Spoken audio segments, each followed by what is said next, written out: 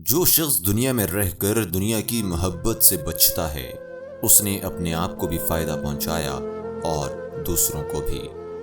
خوابیدہ دل کو بیدار کیا جا سکتا ہے مگر مردہ دل کی بیداری ممکن نہیں۔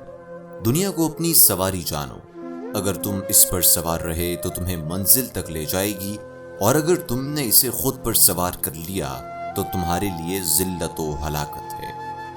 دنیا میں ڈرانے والوں ہی کی صحبت اختیار کرو تاکہ روز محشر رحمت خداوندی تم سے قریب ہوں۔ بھیڑ بکریاں انسان سے زیادہ باخبر ہوتی ہیں کیونکہ چرواہے کی ایک آواز پر چرنا چھوڑ دیتی ہیں، اور انسان اپنی خواہشات کی خاطر احکام الہی کی بھی پرواہ نہیں کرتا۔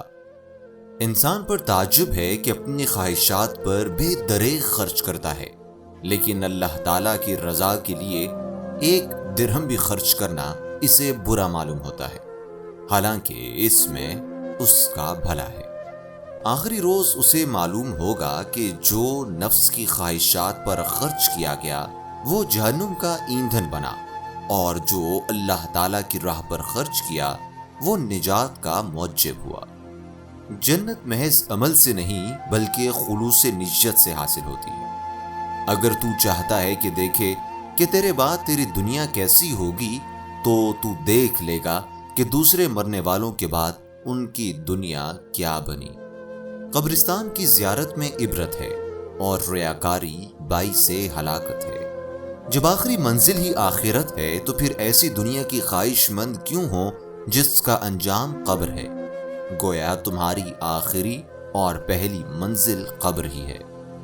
موت کے آگے ہر تدبیر بے بس ہے، اسی لیے اس کا خندہ پیشانی سے استقبال کرو۔